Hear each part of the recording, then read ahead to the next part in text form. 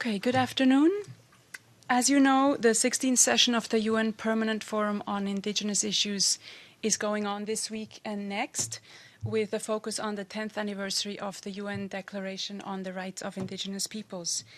And one of the achievements since the declaration was adopted in 2007 was the World Conference on Indigenous Peoples that was held in 2014, where member states reaffirmed their support for the declaration and committed to taking relevant measures at the national level.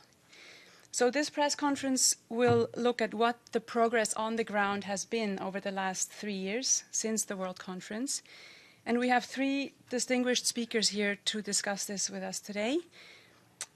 The first one on my right is the Honorable Royal Jonah Kaokuikoko, and I will let him pronounce his name properly. Maybe, can you help me out? Yes. Yeah, thank you, Madam Chairperson. The name is Royal Jonah Kaokuikoko.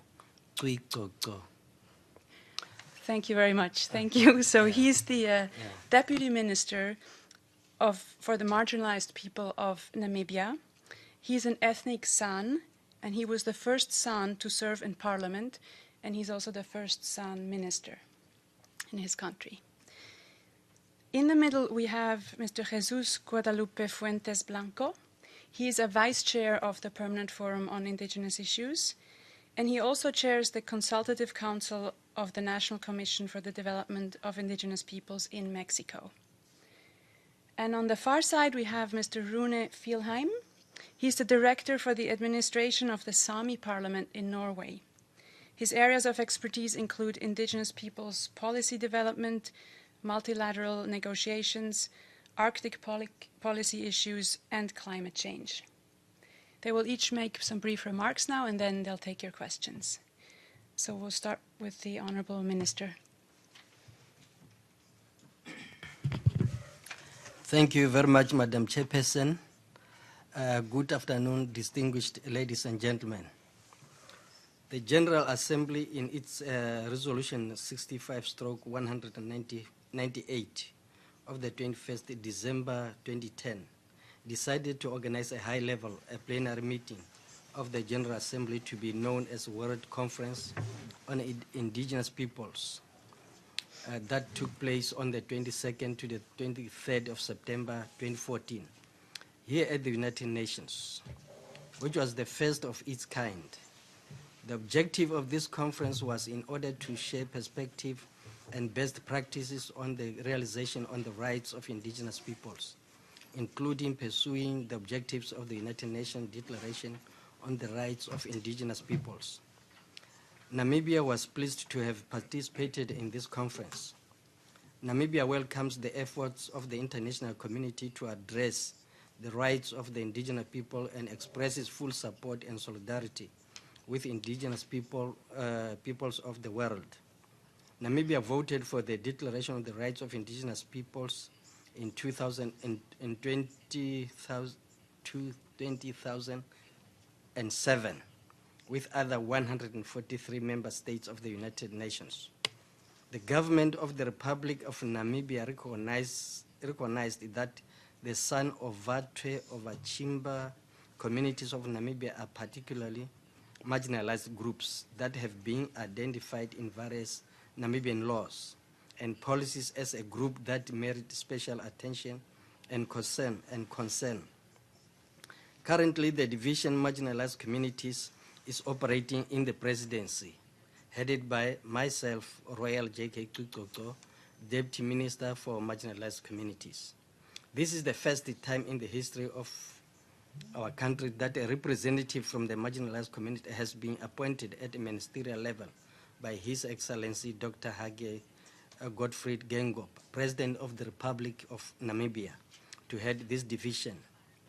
Education, resettlement, and livelihood support programs were identified as a key development components to poverty alleviation among these communities. Hence, the government has prioritized them as a key priorities towards addressing the socio-economic situation of the marginalized communities in a spirit of Harambee Prosperity Plan, and that nobody must be left out in the Namibian House. These programs also enjoyed throughout the years the continuous support and positive relations with the local public and private stakeholders and multilateral organizations such as the International Labour Organization, Spanish Cooperation, and Turkish Cooperation and Coordination Agents, abbreviated TICA. In 2012, the Namibian government also invited the Special Rapporteur on Indigenous Issues to visit Namibia, and would like to thank him for his positive reporting on our achievement and his recommendations. There are 5 traditional authorities from marginalized communities recognized by government, which are also members of the Traditional Authorities Council. This year, the government, together with the United Nations Department of Economic and Social Affairs, held a consultative conference in Namibia on the drafting of the white paper on indigenous peoples. On the implementation of the human rights mandated area, the Constitution of Namibia provides for the Bill of Rights, and all Namibians are treated equally before the law and are allowed to participate in their own culture without any discrimination. We would like to acknowledge that we need to do more as a country for the marginalized communities, but due to limited resources, we can only just implement actions within our means. We therefore urge the United Nations and the United Nations agencies to continue and strengthen its support to member states in the implementation of its programs. We also urge the United Nations system to continue with the implementation of equal representation of all indigenous peoples from different continents in its decision-making process.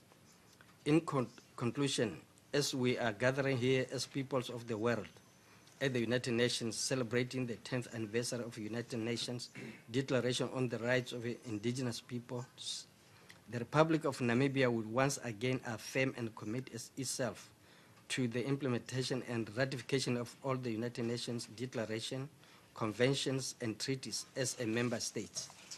And if time permits, I would like to elaborate more about the education support. The high literacy rate among these communities are receiving attention to ensure that learners and students from the communities are having access to education like all Namibians. The division coordinates, among others, the identification of beneficiaries for education support, facilitate enrollment of students in tertiary institutions, and render financial transportation support to learners and students. The office also coordinates projects for construction of permanent building for schools, early childhood centers, and teachers' houses at various resettlement centers. The estimated budget used for this education support program constitutes 60% of the total allocated budget to division marginalized communities during 2015 and 2016. It is worth mentioning that the current number of learners and students from the communities under the support of this program is standing at approximately 500 for the year 2016. Now coming to the resettlement and relocation. Access to land plays a vital role in the development of these communities in Namibia. Therefore, the provision of land to the landless is regarded as the important development aspect. It is delighted to mention that the government, through the Minister of Land Reform, has procured various farms for the resettlement of San communities in Ucho area. These include farms namely Serenkop, Kopis, Balaleika, Moiplas, Toesvlei, Nugas, Verda, where more than 800 households have been relocated. In addition, Farm Ondera in Ochukoto region has also been purchased for the resettlement of approximately 350 households, San communities from Ochivelo resettlement areas. The government has also resettled more than 278 household San communities in Ochodonjupa region at Farm 8 Coms. This total to more than 65,000 hectares of resettlement areas for these communities so far. During this period, the government has also resettled San communities in communal areas such as Liquaterera, Kavango East region, Oshana or Hangwena region, and also in Omaheke region.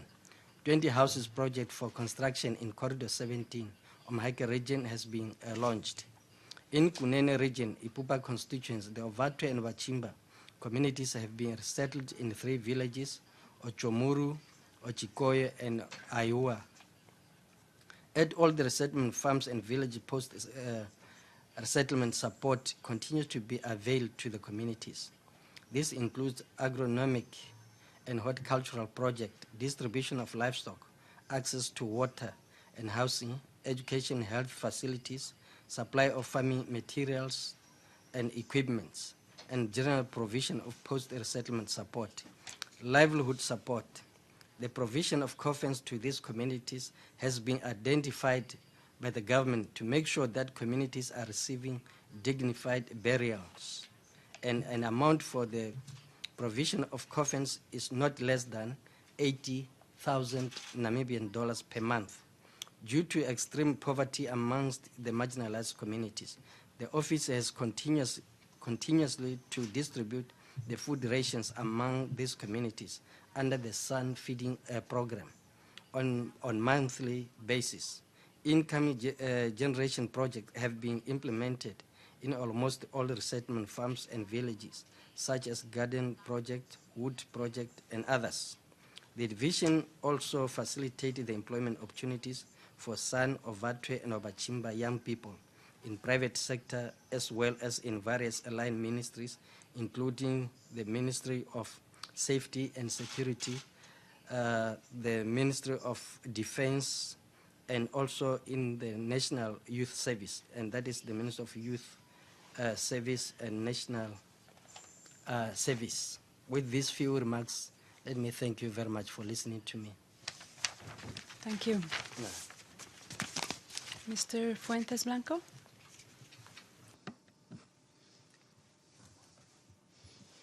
Good afternoon. I'm going to speak in Spanish. I believe that the 10th anniversary of the Declaration for the Rights of the Indigenous People gives us the opportunity to brainstorm, to pause and identify what has been done and what we need to do. I believe that we should have to highlight, firstly, the Declaration has been a point of global consensus amongst peoples, member states, that has enabled us to define a certain line of work, a line that we can walk together.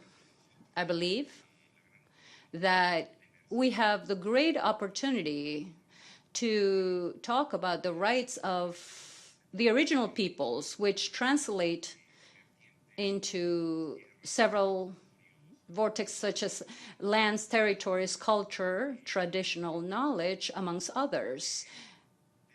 And I believe that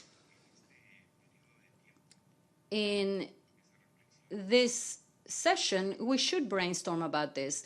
I believe that we have made advances. 10 years don't just pass for the sake of passing. We have to see that something has been done. Something has to move. And I think that one of the important topics, which was mentioned by my colleague, is the fact that there's a world summit, a summit that, again, enables us to talk about commitments or realign those that needed to be redefined, and that now has the participation of member states, even those that had not considered such and that now are adopting the declaration. What is important about the declaration? That the states assume them or embrace them in their legislature. But more importantly, what can we do for these to be implemented amongst indigenous peoples? How do we get there so that these do not just stay in the initial phases of legislature, but that they go through such rank and that they become a continuous social effort day by day, and so that it may benefit its indigenous peoples. I believe that we have the opportunity to secure certain situations, lands, territories, and all the inputs in the environment. I believe it's been demonstrated that they're best preserved in indigenous lands. So I believe that we have something to teach the states, the Western cultures. I believe that we also have the opportunity to be known, because perhaps we know the states, we know the West, but I don't know if the Western knowledge has taken the opportunity to get to know us, because as we get to know each other better, we will have greater political willingness, real political will, in order to work together. I would not understand an assessment upon 10 years if it doesn't part from the view of what have we done, what is the reality, and what do we have left to do. Here in the Permanent Forum, we are looking for ways to give answers to these issues and these dynamic situations. Our societies, our peoples are moving fast, and we're not reacting as fast to the situation. So it's a present challenge. There are situations that are still to be addressed, of course. Now we have to see which ones we're going to undertake, which ones are important, but also which are the priorities, because we can recognize that they're all necessary. So I believe that we have to place ourselves in this reality, in accepting that we have needs and obligations that merit a quick and fast response from institutions. The UN is a great institution, but it is precisely because it is so great, so large, it is complex. We must understand how it works. And giving a quick response and a quick reaction as we're able to talk with all the agencies, with all the actors in these different situations. I also believe that another achievement, without a doubt, is the consideration for the participation of indigenous peoples in the UN General Assembly. Today, during this session, we are working as to what advances are being made, how these proposals of mechanisms is developing so that it might allow us to ensure a voice for the indigenous peoples, an ability to speak, but for us to be able to do it in the best possible fashion as human beings, as persons, one-on-one. Perhaps these are high aspirations, but if we do not set high aspirations, then there will not be much that we'll be able to achieve. I believe that those that have come before us did have those high aspirations, and today we are harvesting from this. And nowadays, we must continue to have high aspirations and continue to work so that we continue to have achievements. Perhaps once we reach the 5th year, now we can say, well, now it's been 15 years, and then later on another 20 years, we might have to make new revisions. But I believe that this review should be done day by day, year after year, because I am not able to conceive the type of work that only lasts a certain period of time, because now 5-10 years is a long time, and everything is built day by day. I believe that we are required to review this, especially us as indigenous peoples, to review it, check it day by day to make sure it is happening, so that when we reach year 15 or year 20, we can have results that allow us to define clearly our work. I believe that a lot of us know what results we have. The presence of indigenous here at the UN is one of those achievements. Now, participation in a permanent forum, Now, participation in how we can form strategies for the benefit of indigenous peoples in different states, that's another achievement, or part of that achievement, if we can call it so. Now, the consideration for participation in the UN's General Assembly. But we must continue to work so that it can happen in the best way possible, and it doesn't stop in just the documental aspects, but that it become real, that it become operative, factual, so that we'd be able to talk about greater benefits for our indigenous peoples and communities. I believe that we need a more clearly defined strategy of work that will allow us translate from all these cross-cutting topics to do it in a more efficient way. I invite indigenous peoples and communities, I'd invite the member states to take advantage of this opportunity to come close together. I think that we can have greater achievements if we have this willingness and we get closer in a dialogue, in communication that can allow us to pursue common objectives and generate agreements, and that enable us to continue to walk the way that we have so far. I would like to close by a phrase that we have embraced in Mexico, which is very important, that indigenous peoples want to continue to be who we are, but we do not want to remain the way we are. I believe that this is our reality. Thank you for listening to me. Mr. Vielheim?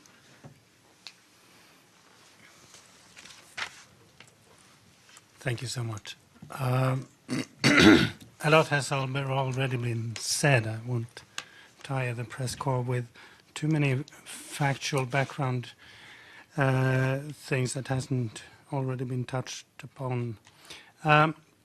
Just wanted to say that the Sami Parliament of Norway was the proud facilitator of the Alta 2013 preparatory conference that gathered indigenous peoples from all 7 socio-cultural regions in Alta, Norway, for a preparatory conference before the World Conference on Indigenous Peoples in 2014. Since the decision mentioned in 2010, indigenous peoples worked hard globally to make sure that this World Conference actually reflected the views of indigenous peoples. And during the negotiations for a preparatory statement from the outcome document from the Alta conference, we managed actually to get a global consensus among indigenous peoples on the issues that linked us together and which were pressing to us to get the UN to sign on to. We also continued that work, of course, and we are pleased with the consensus reached by the General Assembly on the World Conference outcome document. And the WCIP process is just one more example that at least we feel that the UN is delivering on the request from indigenous peoples. It responds to the challenges that we have, and UNDRIP and the World Conference is just a couple of examples. Permanent Forum, MRIP, and other institutions established are responses to the requests from indigenous peoples to be heard on the global arena. And we find it encouraging that states manage to actually agree with us as long as we meet on a global level. And but the real challenge, of course, is that how does this then turn into policies when we go back home?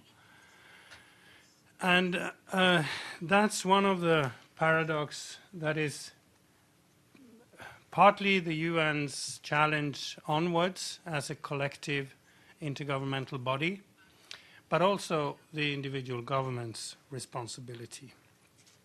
I would like to just highlight a couple of issues that has been important for us. We, in the WCIP process, we managed to get an agreement on strengthening the MRIP mandate, and there was also a call for countries to establish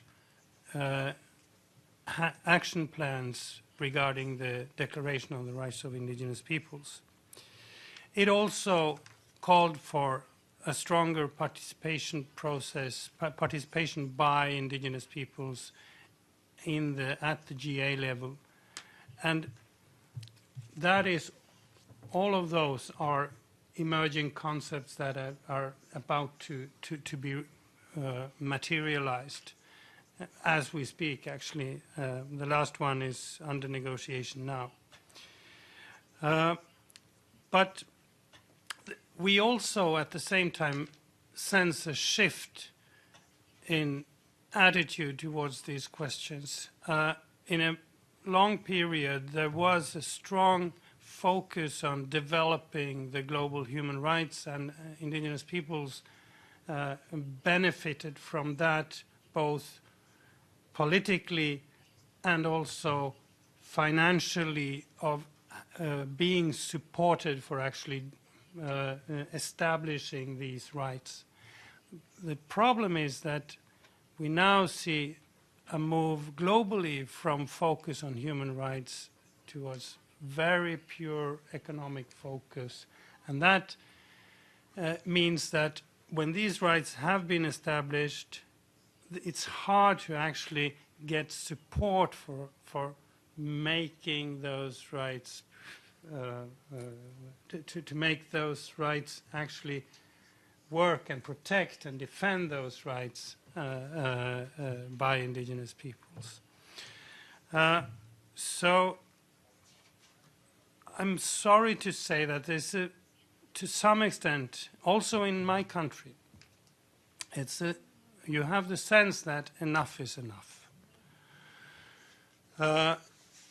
Rights are established, laws are passed, but then there is a third sort of, or a second way of holding you back, and that's sort of cutting down on your financial means, making sure that you don't have the resources to fulfill your rights and actually go through on that. And that is a concern. So we are disappointed that, for example, our government that has championed and still are fighting hard on the global arena for indigenous people's rights, for example, have not responded to the call for an action plan for how the declaration is followed through nationally, although we have requested such a process from the Sami Parliament side. That's one example.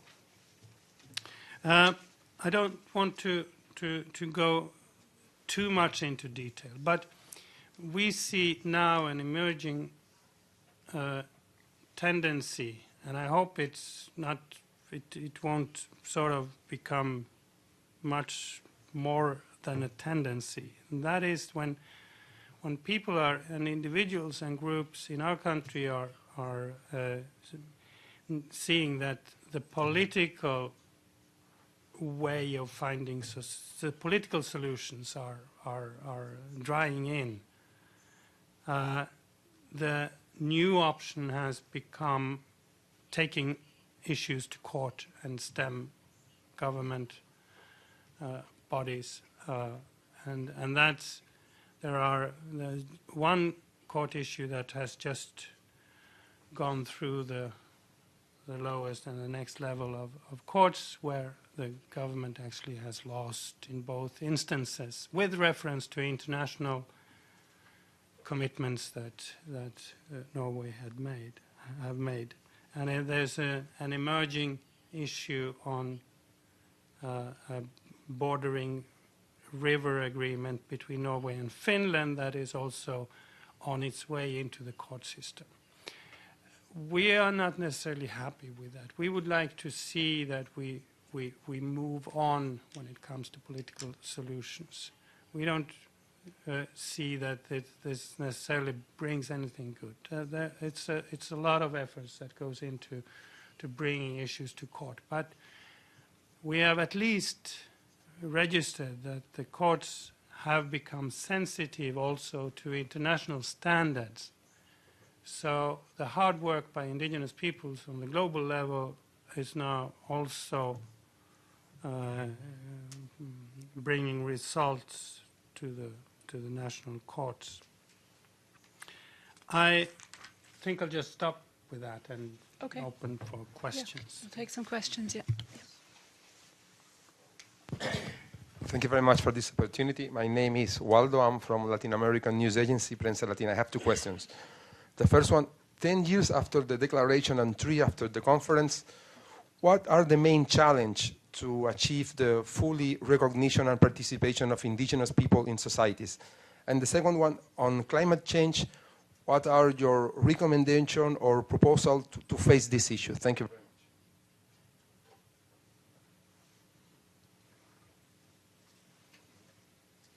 Who wants to take it? Yeah.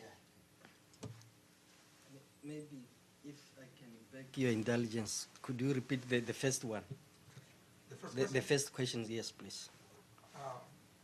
What are the main challenges to achieve the fully recognition and participation of indigenous people in societies? I will attempt to answer the first one. I think, and let me say it is my personal opinion, we are still struggling with the name indigenous, marginalized, disadvantaged, vulnerable, and minority. And in my view, maybe these are some of the things which are still hampering. I'm talking in terms of my country, Namibia. Yeah, these might be some of the obstacles which are still stopping the indigenous or the IPs to achieve the full recognition from the government. But to be honest and frank with you, my government, that is the Namibian government, is trying her level best. Just imagine to go to an extent of I'm also one of the marginalized people, of which the current president, Dr. Hage Gottfried Gengop, have appointed me now to lead this division. And on top of that, we have got other traditional leaders from the same communities of mine, meaning the marginalized or the IPs, who are also recognized to be the traditional leaders from their respective territories. Thank you.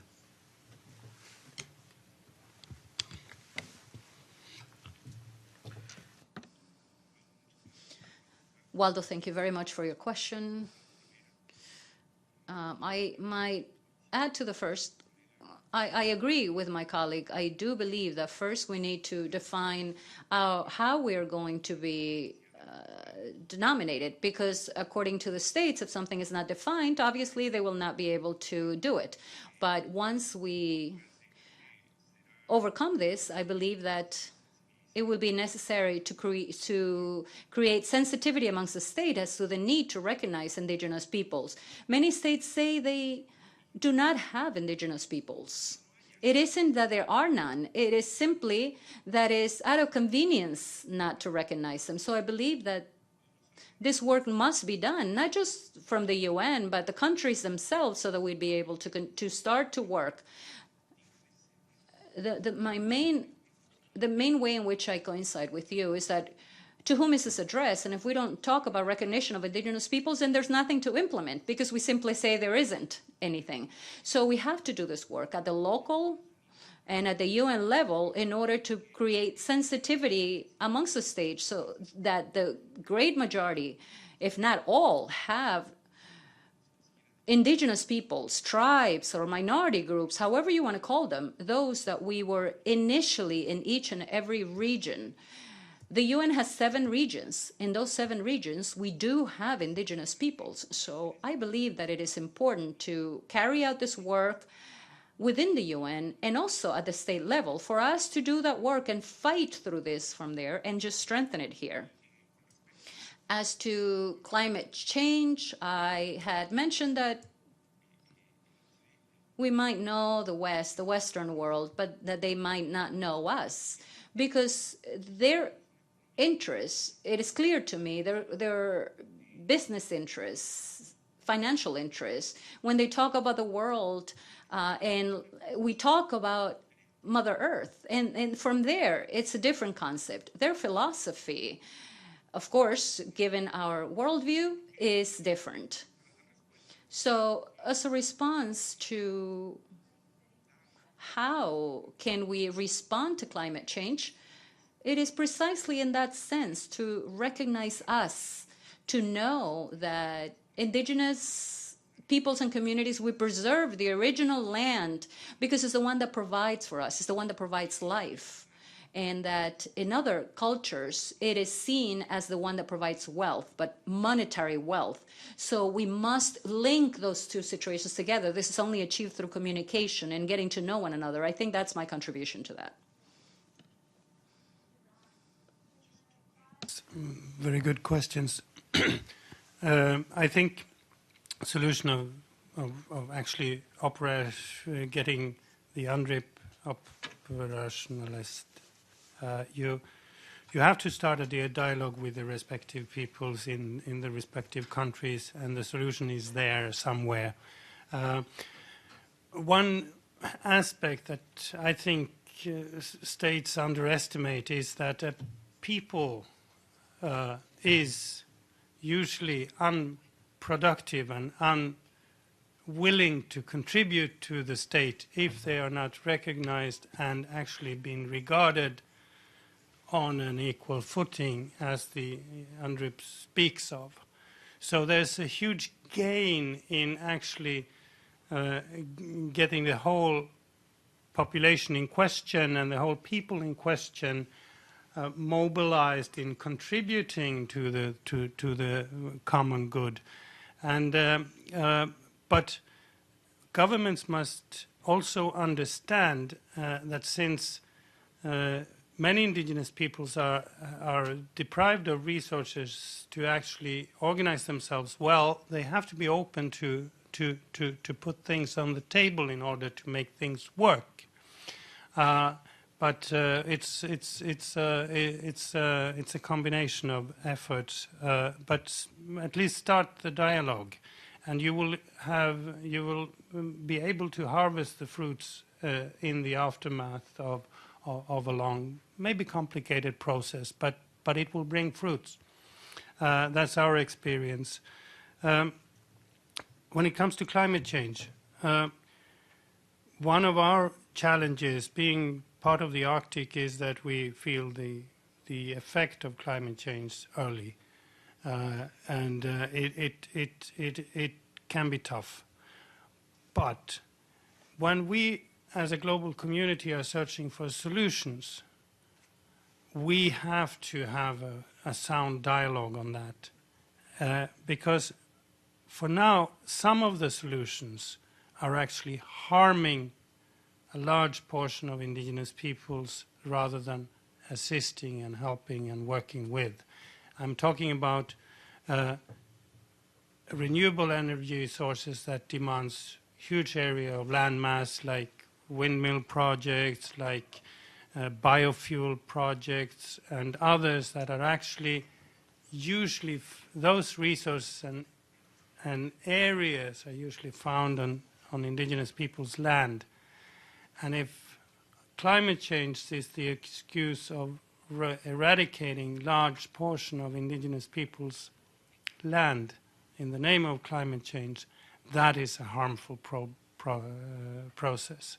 And it doesn't support the sustainable development goals of leaving no one behind. And someone will be behind because of that. So that was just a comment on that. Yes. Sure, thanks a lot. Matthew Lee, Inner City Press. I wanted to have a Norway question, which is, or it's related to the Dakota Access Pipeline, which is a big issue here in the United States. So I've seen, it seems like with the assistance of some Sami advocacy that a pension fund there disinvested. But is it your understanding that the Sovereign Wealth Fund of Norway is still invested in the Dakota Access Pipeline? I saw an article that the Sioux tribe is trying to meet with them. So what's your understanding of the relationship between these various Norway funds and this Dakota Access oil pipeline project? And for the other two panelists, I heard you say that the UN is very helpful in all this, and it may well be. I just wanted to, like, for example, the new Secretary General, has he met with the groups that are here for the forum this time? Are there any things that you think that the UN Secretariat could be doing better than they currently are doing, or the human rights mechanisms in Geneva? I'd just like to sort of open that open-ended question. Thank you.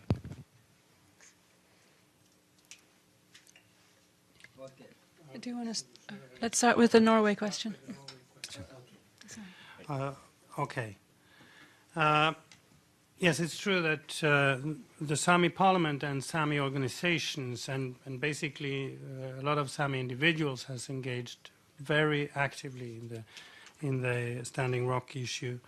As I understand, there's one pension fund that has divested.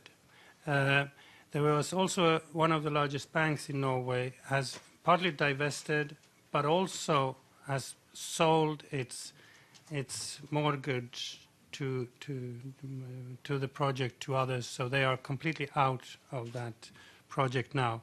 When it comes to the sovereign pension fund, there has been meetings, and we have taken also from the Sami Parliament side initiatives to get a dialogue on that.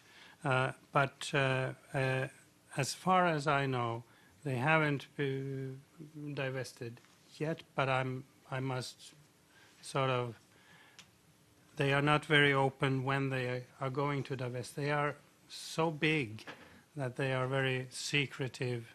There might be news next week that they are out, but I don't know. Minister? Thank you. I think I have stated something with regard to the assistance from the UN, or what us Namibians want the UN to do. In my statement, I said that we urge the United Nations and the United Nations agencies to continue and strengthen its support to member states in the implementation of its programs. And the second one, I went on by saying that we also urge the United Nations systems to continue with the implementation of equal representation of all indigenous peoples from different continents in its decision-making. And maybe lastly, is that maybe His Excellency is still busy. He might come to us, I don't know, probably by next week. This one is now a guesswork, but we will see if his schedule allows him. Would he be in a position to visit us in Africa? Thank you.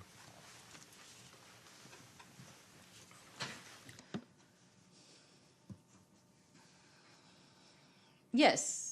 In fact, we haven't yet met with him. It is one of the challenges that we have in order to continue to increase the participation proposal of indigenous peoples within the UN. Yes, I do believe we still have a lot to achieve. And I was previously saying we must do it evenly as partners. I believe that the Secretary General will be in the city tonight. Thank you for the information. ¿Una pregunta más? Two more. Thank you. Quick ones. Thank you very much for this presentation. My name is Abadi. I write for the paper, Le Dossier. In trying to implement the rights of indigenous people, you always speak about support from the government and from UN, from specialized agencies. What about the non-indigenous NGO communities? How much support do you get from them, and what do you do to gather that support?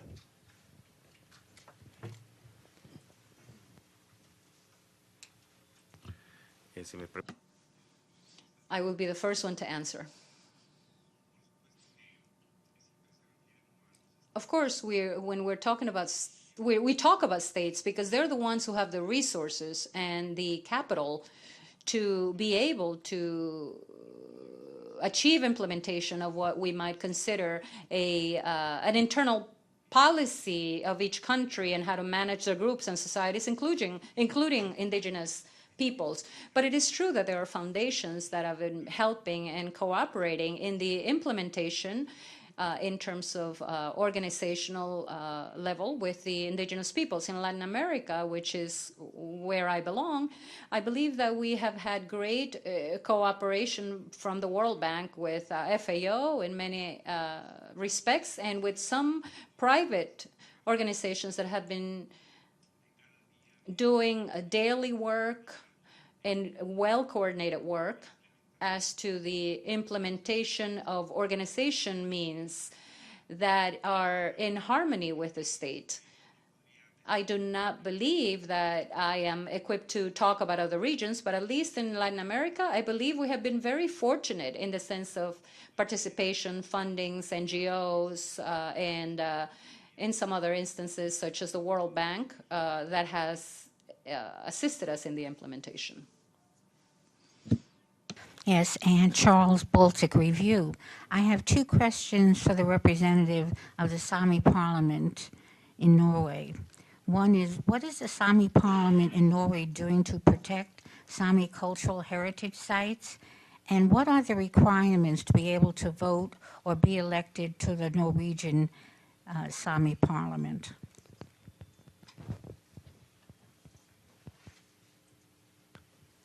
Okay.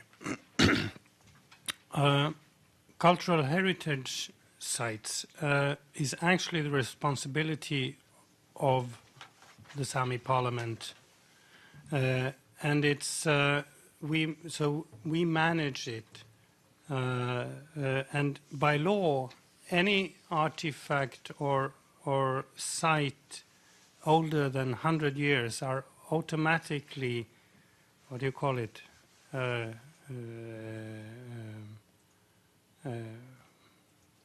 Safeguarded by law, so it can't be destroyed without it being released by the Sami Parliament, and we have the authority right on that issue.